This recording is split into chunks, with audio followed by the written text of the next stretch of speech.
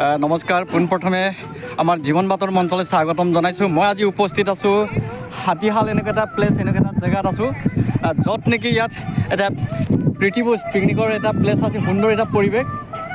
হাতীশাল য'ত নেকি যোৰহাটৰ পৰা প্ৰায় 36 কিলোমিটাৰমান আঁতৰত আছে। এয়া দেখিছে, এয়া হাতীশাল ঘাটৰ এটা য'ত নেকি যোৰহাটৰ পৰা মাজুলীলৈকে এটা সংযোগী এটা নিৰ্মিত এটা দলং অব্যাহত ৰাখিছে। এয়া ইমান সুন্দৰ এটা জাহাজ উজনিলৈ গৈ আছে। আমাৰ ওচৰত এগৰাকী শিক্ষক পেছাত আছে, মোৰ বন্ধুবৰ যদুমণি দলে ছাৰ। আপুনি কি ক'ব সেইটো, এই জেগাটো এই ঘাট ক'ৰ পৰা কেনেকৈ যায় মাজুলীলৈকে? নিমাতী ঘাটৰ পৰা এইফালে অফলা আৰু দক্ষিণপাট এইফালে যায়। হয় নেকি? কমলাবাৰী ইফালে ঘাটটো ভটিয়া চাইডে থাকে। নিমাতী। আপোনাক প্ৰথমে আমাৰ জীৱন বাতৰ মঞ্চলৈ স্বাগতম জনাইছোঁ। আপোনাৰ নামটো ক'ব? নমস্কাৰ, মোৰ নাম শ্ৰী যদুমণি দলে। আপোনাৰ অৰিজিনেল ঘৰ? মোৰ ঘৰ মাজুলীত। মাজুলীত। মই যোৰহাট বাক্সাত থাকোঁ। Thank U.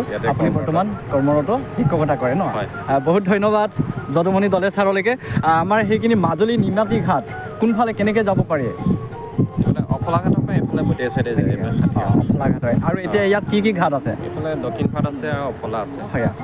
কমলাবাৰী ঘাটটো ভটিয়া চাইডে আছেগৈ। ধন্যবাদ। আমি নিমাতী ঘাটলৈ এদিন যাম, চাম, আৰু তাতো আমি এনেকৈ সেইখিনি জেগাবিলাক চাই মেলি আমি আনন্দ উপভোগ কৰিম। বিশেষকৈ এয়া আৰু এখন ফেৰী বা জাহাজ বুলি ক'ব লাগিব, সুন্দৰ এটা প্ৰায় 2 মহলৰ আকাৰৰ সেইখিনি নিৰ্মিত জাহাজ আহি আছে।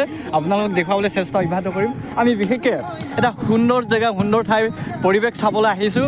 আৰু এনেকুৱা এটা খুব দুৰ্বলতা আছে, এনেকুৱা এটা ভাল জেগা দেখিলে আমি ভিডিঅ' ল'বলৈ ইচ্ছা থাকে। এই আপোনালোকে দেখিছে ইমান সুন্দৰ এটা পৰিৱেশ। হাতীশাল য'ত নেকি নদীৰ কাষতে চৰচাপৰি জেগাত তেওঁলোকে পিকনিকৰ এইখিনি প্ৰীতিভোজ আয়োজন কৰিছে। তেওঁলোকে হয়তো বহুত আঁতৰৰ পৰা আহিছে। এয়া দেখিছে হাতীশাল জেগাত।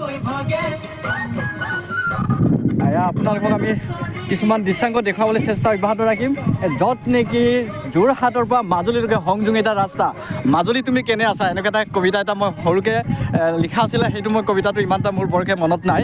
মাজুলী তুমি কেনে আছা, তুমি হালধীয়াৰ পৰা সেউজীয়া হ'ব পাৰিবানে, এনেকুৱা ধৰণৰ কবিতা আছে।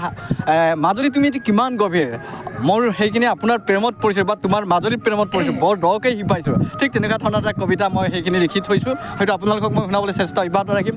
এয়া চাওক, যোৰহাটৰ পৰা মাজুলীলৈকে সংযোগিতা নিৰ্মিত দলং আধৰুৱা কৰি থৈছে। 2 বছৰমান গেপ হৈ আছিলে। আপোনালোকে চোৱা দেখিছে, এয়া জাহাজ গৈ আছে, সৰু সৰু বোট বা সৰু সৰু ফেৰী আছে।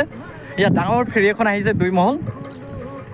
ধন্যবাদ যিসকল প্ৰিয় দৰ্শক শ্ৰোতাসকলে মোৰ সেই চেনেল জীৱনৰ বাটত চাই আছে। আপোনালোকে সময় পালে লাইক কমেণ্ট দিবলৈ চেষ্টা কৰিব, আৰু আপোনালোকে কমেণ্ট বক্সত কমেণ্ট দিবলৈ চেষ্টা কৰিব, তাৰে কামনাৰে বহুত বহুত ধন্যবাদ। পুনৰবাৰ আপোনালোকে পুনৰ লগ পাম। বাই।